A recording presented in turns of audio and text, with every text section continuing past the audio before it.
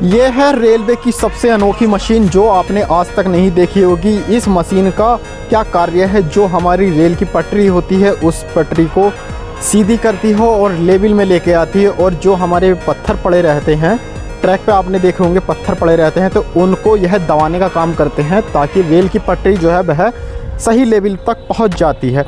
तो इसी तरीके की वीडियो पाने के लिए आप हमारे चैनल को सब्सक्राइब करें, और वीडियो पसंद आए तो वीडियो को लाइक करें और वीडियो को शेयर ज़रूर करें। धन्यवाद दोस्तों, नमस्कार।